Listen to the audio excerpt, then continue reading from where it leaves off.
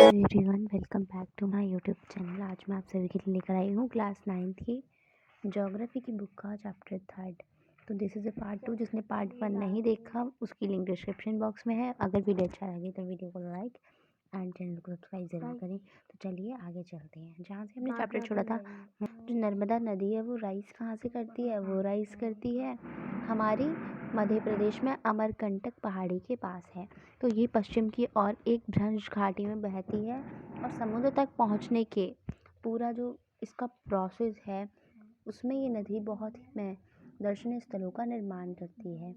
यानी कि काफ़ी सारी पिक्चरेस्क लोकेशंस जो है उनको बनाती है। जबलपुर के पास जो है संगमरमर के शैलों में ये नदी गहरे गॉड से बहती है और जहाँ ये नदी बहुत ही बोल सकते हैं स्लो ढाल से गिरती है। ठीक है, तो वहाँ जो है वहाँ जो है धुआंधार काफ़ी ज़्यादा धुआं हो जाता है, उस तरीके से निर्माण करती है।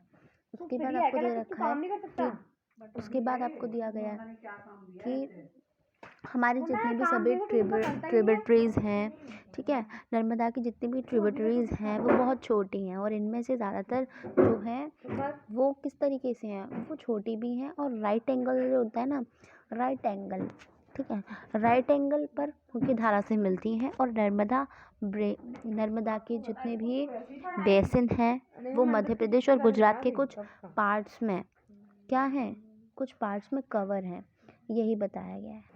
अब नेक्स्ट है तापी बेसिन। ठीक है, तो तापी बेसिन वो है कि देखो तापी बेसिन हमें दे रखा है कि तापी जो है, ठीक है, तापी का जो डिस्ट्रिक्ट है वो मध्य प्रदेश के बैतूल ज़िले में एक सतपुड़ा की उसमें है। सतपुड़ा जो होता है ना, सतपुड़ा की रेंजेस में है और ये भी नर्मदा के पैरेलल और एक भ्रंश घाटी में बहती है, लेकिन इसकी लंबाई बहुत कम है और इसकी जो हमारी बेसिन है, ठीक है, वो मध्य प्रदेश, गुजरात और महाराष्ट्र राज्य में है। ठीक है, अब हमें दे रखा है कि अरब सागर और पश्चिमी घाट के बीच का जो भी तटीय मैदान है वो बहुत ज़्यादा ही जो है नैरो है। ठीक है, बहुत नैरो है, यानी कि नैरो का मतलब बोलते हैं हम संकीर्ण है। इसलिए जो हमारे जितने भी कोस्टल रिवर्स होती हैं उनकी लंबाई जो है वो बहुत कम है और पश्चिम की ओर बहने वाली मुख्य नदियां जो है साबरमती, माही, भारतपुजा और पेरियार, उन राज्यों के नाम बताइए जहां ये नदियां जो हैं बहती हैं। उसके बाद ये रखा है कि द गोदावरी बेसिन। अब गोदावरी बेसिन की बात करें तो गोदावरी सबसे बड़ी पेनिनसुलर रिवर है और ये महाराष्ट्र के नासिक ज़िले में पश्चिम घाट की ढालों से निकलती है। इसकी लंबाई जो है कितनी है? कुल इसकी लंबाई 1005। तो जो है ना ये बहकर कहाँ गिरती है? बंगाल की खाड़ी में गिरती है। और जो पेनिनसुलर रिवर्स हैं उसमें इसका जो बोल सकती हूँ इसका ड्रेन सिस्टम है वो सबसे बड़ा है। तो इसके जो बेसिन है वो महाराष्ट्र और मध्य प्रदेश, उड़ीसा और आंध्र प्रदेश में स्थित है। तो गोदावरी में काफ़ी सारी हमारी ट्रिब्यूटरीज रिवर्स मिलती हैं, जैसे कि पूर्णा, वर्धा और प्राणहिता, मांजरा, वैनगंगा और पैनगंगा। इनमें से लास्ट तीनों जो है वो ट्रिब्यूटरीज रिवर्स हैं और ये बहुत बड़ी हैं, बड़े आकार और जो विस्तार के कारण इसे जो है दक्षिण गंगा के नाम से भी जाना जाता है। ठीक है, उसके बाद ये रखा है कि the Mahanadi basin. Mahanadi basin जो है महानदी का, मैं अगर बोलूँ महानदी का राइजेस जो है वो छत्तीसगढ़ की उच्च भूमि से है और ये उड़ीसा से बहते हुए बंगाल की खाड़ी में मिल जाती है। इस नदी की लंबाई जो है 860 यानी कि 860 किलोमीटर है और इसका जो ड्रेंज है वो ड्रेंज बेसिन महाराष्ट्र और छत्तीसगढ़, झारखंड और उड़ीसा में है। उसके बाद ये रखा है कि द कृष्णा बेसिन। तो कृष्णा बेसिन की बात करें तो महाराष्ट्र के पश्चिम घाट में महाबालेश्वर के पास एक रिसोर्स से निकलकर कृष्णा लगभग 1400 किलोमीटर बहकर बंगाल की खाड़ी में गिरती है। और तुंगभद्रा, कोयना, घाटप्रभा, मुसी और भीमा इसकी कुछ जो है ट्रिब्यूटरीज रिवर्स यानी कि सहायक नदी है। और इसकी द्रोणी जो है, इसका जो बोल सकते हैं इसका जो बेन्स है, ठीक है, इसका जो बेसिन है वो कहाँ पर फैला है? इसका बेसिन जो है वो महाराष्ट्र, कर्नाटक और आंध्र प्रदेश में फैला हुआ है। ठीक है, उसके बाद हमें दिया गया है कि द कावेरी बेसिन। तो कावेरी बेसिन का दे रखा है। तो कावेरी जो है कावेरी नदी जो है वो हमारे पश्चिमी घाट यानी कि वेस्टर्न घाट के ब्रह्मागिरी जो रेंज है वहाँ से निकलती है और तमिलनाडु में कुडलूर के दक्षिण में बंगाल की खाड़ी में मिल जाती है। तो इसकी लंबाई 760 किलोमीटर है। कितनी है इसकी लंबाई? 760 किलोमीटर। 760 किलोमीटर है। और इसकी जो कुछ नदियां हैं, प्रमुख नदियां, ठीक है, वो ट्रिब्यूटरीज जो नदियां हैं यानी कि सहायक नदियां जो हैं वो है अमरावती, भवानी, हेमावती और काबिनी। इसकी जो है ये सब क्या है, इसकी ये बेसिन तमिलनाडु, केरल और कर्नाटक में बोल सकती हूँ उस तरीके से ड्रेन्स है, मतलब ये उसके ही पार्ट हैं। ठीक है। उसके बाद क्या आप जानते हैं, डू यू नो, यानी कि क्या आप जानते हैं, तो सबसे पहले आपको दे रखा है कि भारत में दूसरा सबसे बड़ा जो बोल सकते हैं वाटरफॉल जो है वो कावेरी नदी बनाती है और इसे ही सिर्फ समुद्रम के नाम से जाना जाता है। और जो हमारा जो ये सप्लाइड जितने भी हाइड्रो इलेक्ट्रिक पावर जो होती हैं वो सब मैसूर, बंगलोर और कोलार स्वर्ण क्षेत्र को ही प्रदान की जाती हैं। उसके बाद दे रखा है एक कि ज्ञात करना है आपको कि भारत का सबसे बड़ा जो वाटरफॉल है वो कौन सा है। तो वही दे रखा है कि इन बड़ी नदियों के अतिरिक्त कुछ छोटी नदियां हैं जो कि पूर्व की तरफ बहती हैं और दामोदर, ब्रह्मणी, वैतरणी और सुवर्ण जो है ना, सुवर्ण, ठीक है, यानी कि सुवर्ण रेखा कुछ महत्वपूर्ण उदाहरण है।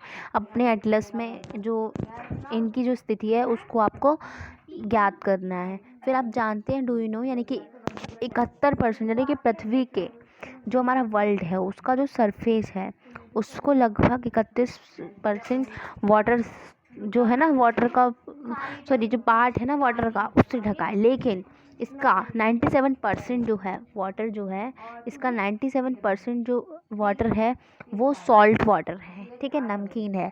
केवल 3% की बात करूं तो केवल 3% ही साफ पानी के रूप में उपलब्ध है, जिसका 3/4 भाग हिमानी के रूप में है। ठीक है। अब बात करते हैं लेक्स क्या होती हैं? झीलें। अब यहाँ पर आपको दिया गया है कि कश्मीरी घाट और जो हमारे प्रसिद्ध डल झील हैं, नाव वाले घर और शिकारों से तो आप परिचित ही होंगे, जो हर एक साल हज़ारों हमें जो पर्यटक होते हैं, यानी कि हज़ारों वो बोल सकती हूँ कि टूरिस्ट जो होते हैं, ठीक है, वो आपको क्या करते हैं, अट्रैक्ट करते हैं। और इस तरीके से आप और भी झील वाले स्थानों पर भी गए होंगे और वहाँ आपने नौकायान यानी कि हमारी बोट्स होती हैं, ठीक है, काफ़ी तरीके से बोट्स होती हैं, स्विमिंग, ये सब जो होता है। और हमारे काफ़ी सारे जो जिनसे हम वाटर से खेलते हैं ना, तो वही उनका आनंद लिया होगा। तो इमेजिन करो कि अगर कश्मीर में नैनीताल और दूसरे तरफ पर झीलें नहीं होती तब क्या वो उतना ही अट्रैक्ट करते जितना कि आज करते हैं? क्या आपने कभी ये जानने की कोशिश की है कि इन जो भी ये जो प्लेस दे रखे हैं जिनसे हम अट्रैक्ट होते हैं, जो ये लेक्स हैं, ठीक है, इनका क्या महत्व होता, ठीक है, इनका अट्रैक्ट करने के लिए किसी जगह पर जो है झीलों का क्या महत्व है।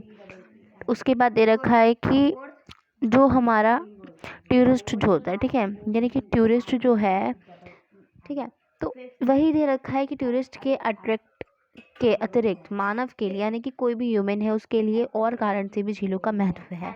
हर एक, अगर मैं बात करूँ तो पृथ्वी की जो सरफेस है, ठीक है, पृथ्वी का जो सरफेस है उसमें ये है कि लेक्स। अब देखो लेक्स जो है, ठीक है, ये यहाँ कहा गया है कि अर्थ का वो सरफेस, ठीक है, जहाँ पर वाटर जमा हो जाता हो, ठीक है, उसे ही हम झील कहते हैं।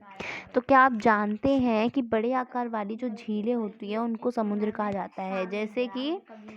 जैसे क्या ले सकते हैं हम, जैसे कैस्पियन, ठीक है, डेड और अरल सागर जितने भी हैं। उसके बाद यहाँ पर कहा गया है कि भारत में भी बहुत सी झीलें हैं, ठीक है, एक दूसरे से जो है ये एक दूसरे से जो बोल सकते हैं शेप, साइज़ जो है इनमें ही कुछ जो इनमें डिफरेंट हैं ये। लेकिन ज़्यादातर झीलें जो होती हैं वो कैसी होती हैं? ज़्यादातर झीलें परमानेंट होती हैं और कुछ में केवल जो है रेन जब पड़ती है, बरसात का मौसम होता है तो उसमें ही पानी होता है। जैसे कि मैं बात करूँ अंतर्देशीय, ठीक है, अंतर्देशीय मतलब वही सेमी एरिड बोल सकते हैं ना उसको, ठीक है। तो इनलैंड बोलेंगे इनलैंड रेंज और हमारे सेमी जो होता है, ठीक है। इसी तरीके से एरिया की जितनी भी बेसिन वाली जो झीलें हैं या कुछ ऐसी झीलें हैं जिनका निर्माण जो है हिमानियों और बर्फ़ की चादर के कारण हुआ था। तो जबकि कुछ और झीलें जो हैं उनका निर्माण एयर, नदी और मानवीय जितने भी हमारे ह्यूमन के जो एक्टिविटीज़ हैं उनके कारण हुआ है। उसके बाद यहाँ दे रखा है कि मैं बात करूँ तो एक मींडरिंग रिवर जो होती है, ठीक है, उस बाढ़ वाले क्षेत्रों में कटकर जो है ये क्या होता है, ये गोखुर झील का निर्माण करती है और स्पिट और बार यानी कि रोधिका तट्य बोल सकते हैं। रोधिका जो है नाम है इसका, कट ऑफ बोलते हैं ना इसको, तो वही है। तो यहाँ को कहा गया है कि कट ऑफ्स जो होते हैं उनके क्षेत्रों में लैगून का निर्माण करते हैं, जैसे कि चिल्का झील, पुलिकट झील और कोलेरू झील। काफ़ी सारे जो हैं ये इनलैंड लेक्स जो है ना, इनलैंड के जो पार्ट्स हैं, इनलैंड बोला है तो वहाँ की झीलें जो हैं, वहाँ वाली झीलें कभी कभी मौसमी होती हैं। एग्जाम्पल के लिए राजस्थान की सांभर झील जो एक क्या है, एक सॉल्ट वाटर वाली झील है और इसकी वाटर का यूज़ नमक के निर्माण के लिए किया जाता है। और मीठे पानी की जो अधिकांश झीलें हैं वो हिमालय क्षेत्र में है और यहाँ जो है ये हिमानी द्वारा बनाई गई हैं, ठीक है, हिमानी द्वारा बनी है। दूसरे शब्दों में ये तब बनी जब हिमानी जो थी, ठीक है, हिमानियों ने या कोई बेसिन गहरी बनाई जो बाद में हिम पिघलने से भर गई, या किसी एरिया में जो भी मिट्टी थी उससे हिमानी जो थे उसके रास्ते बन गए। तो इसके विपरीत जम्मू और कश्मीर की जो वूलर झील थी, ठीक है, वो मतलब ज़मीन की मतलब लैंड की एक्टिविटी से बनी है और ये भारत की सबसे बड़ी मीठे पानी वाली जो है नेचुरल झील है, ठीक है। तो अगर पूछा जाए तो आप नाम बता सकते हैं कि ये व्यूलर झील है। तो डल झील, भीमताल, नैनीताल, लोकताक और बड़ा पानी कुछ जो है ये मीठे पानी की झीलें हैं। इसके अतिरिक्त जो है हमारी वाटर इलेक्ट्रिसिटी से प्रोड्यूस करने के लिए नदियाँ पर बांध बनने से भी झील का जो है निर्माण हो जाता है, और जैसे कि गुरु गोबिंद सागर, ठीक है, ये दे रखा है।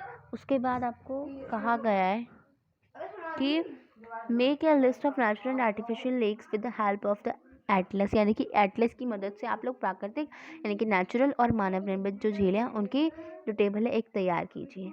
उसके बाद आपको कहा गया है कि जो झीलें हैं वो ह्यूमन के लिए ज़्यादातर लाभदायक होती हैं।